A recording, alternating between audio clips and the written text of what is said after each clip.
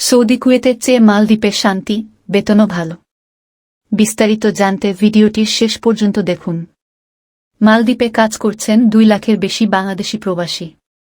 অবৈধ অভিবাসীর হিসাব করলে এর সংখ্যা আরও বাড়বে, যদিও এর কোনো সঠিক পরিসংখ্যান নেই। তবে সাম্প্রতিক সময়ে দেশটিতে বাংলাদেশির সংখ্যা ব্যাপক হারে বেড়েছে।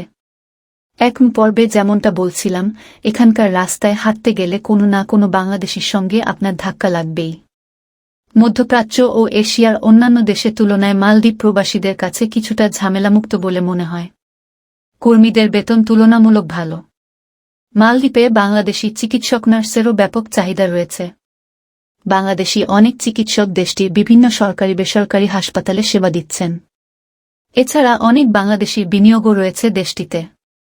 ব্যবসার সুন্দর পরিবেশ থাকায় এ সংখ্যা দিন দিন বৃদ্ধি পাচ্ছে।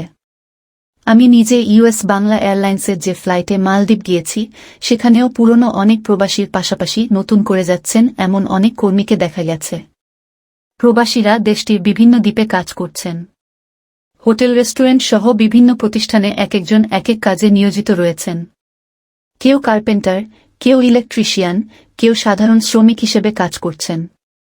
বেতন গড়ে $4,000-5,000। বেশিরভাগ শ্রমিকের ক্ষেত্রে থাকা খাওয়ার ব্যবস্থা করেছে কোম্পানি। একাধিক নতুন প্রবাসী কর্মীর সঙ্গে কথা বলে জানা যায়, তারা 2.5 থেকে 3.5 লাখ টাকা খরচ করে মালদ্বীপ যাচ্ছেন। কয়েকজন ওয়ার্ক পারমিটের ছবি দেখিয়েছেন আমাকে। তাদের বলা হয়েছে বেতন হবে 4,000-6,000 হাজার টাকা। থাকা খাওয়া মালিক বহন করবেন। কেউ কেউ বলেছেন ওখানে গিয়ে এই জব পরিবর্তন করে হোটেলে কাজ করবেন। মালে শহরে কথা হয় আরও অনেক বাংলাদেশির সঙ্গে। তাদের সবার কথায় ফুটে উঠেছে মালদ্বীপের পরিবেশ, প্রবাসীদের জীবনযাত্রা ও বর্তমান অবস্থা। এর মধ্যে অনেক প্রবাসী আগে মধ্যপ্রাচ্যের বিভিন্ন দেশসহ এশিয়ার বিভিন্ন দেশে ছিলেন। পরবর্তীতে মালদ্বীপে এসে কাজে কর্মে স্থায়ী হয়েছেন। বিভিন্ন ওয়েবসাইটের সূত্রমতে 2024 সালের মার্চে মালদ্বীপের জনসংখ্যা দাঁড়িয়েছে 5,20,000-এ। সরকারি হিসাবে সেখানে কাজ করছেন প্রায় 1 লাখ বাংলাদেশি। আছেন 1.5 লাখের বেশি ভারতীয়, নেপালি ও শ্রীলঙ্কান। সব মিলিয়ে দেশটিতে বসবাসরত মানুষের সংখ্যা 8 লাখের মতো। প্রবাসীরা দেশটির বিভিন্ন দ্বীপে কাজ করছেন। হোটেল, রেস্টুরেন্ট সহ বিভিন্ন প্রতিষ্ঠানে একজন এক কাজে নিয়োজিত রয়েছেন। কেউ কার্পেন্টার, কেউ ইলেকট্রিশিয়ান, কেউ সাধারণ শ্রমিক হিসেবে কাজ করছেন। বেতন গড়ে $4,000-5,000।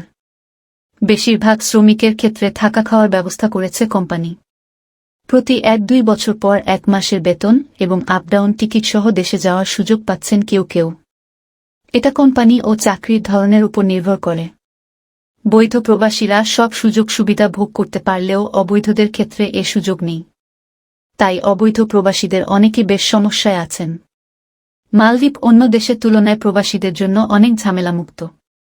এখানে প্রবাসীদের খুব একটা বিরক্ত করে না পুলিশ। মধ্যপ্রাচ্যসহ একাধিক দেশে কাগজপত্র সংক্রান্ত ঝামেলা থাকলেও মালদ্বীপ এক্ষেত্রে অনেক সহনশীল। ফুরকান মালদ্বীপ প্রবাসী ব্যবসায়ী। ব্রাহ্মণবাড়িয়ার বাসিন্দা ফুরকান। তিনি মালে শহরে ব্যবসা করেন। এর আগে মধ্যপ্রাচ্যের একাধিক দেশে কাজ করেছেন। 5 বছর আগে এসে স্থায়ী হয়েছেন মালদ্বীপে। তার অধীনে স্থায়ী ও অস্থায়ীভাবে কাজ করেন 10 থেকে 5 জন বাংলাদেশি। তার ভাষায় মালদ্বীপ অন্য দেশের তুলনায় প্রবাসীদের জন্য অনেক ঝামেলামুক্ত। এখানে প্রবাসীদের খুব একটা বিরক্ত করে না পুলিশ। মধ্যপ্রাচ্যসহ একাধিক দেশে কাগজপত্র সংক্রান্ত ঝামেলা থাকলেও মালদ্বীপ এক্ষেত্রে অনেক সহনশীল। ফুরকান জানান, একদিন দূরের এক আইল্যান্ড থেকে কিছু কাঁচামাল কিনে মালেতে এনে বিক্রি করি। সেই থেকে আমার ব্যবসা শুরু। প্রথম চালানের সময় আমার কাছে 1 টাকাও ছিল না। শুধু একটা ফোন কলের মাধ্যমে অর্ডার করেছিলাম। পরদিন ঘাটে মাল হাজির। আমাকে কোনো অ্যাডভান্সও করতে হয়নি। এরপর আর পেছন ফিরে তাকাতে হয়নি। এখন কাঁচাবাজারে আমার নিজের একটি দোকান রয়েছে।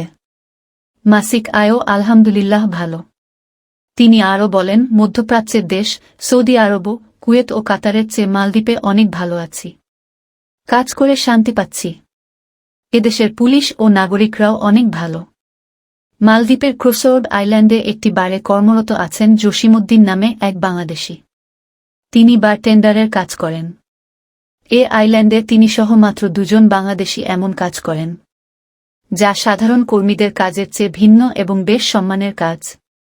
জসিমের কথায় তিনি দেশটিতে কাজ করছেন 3 বছর ধরে।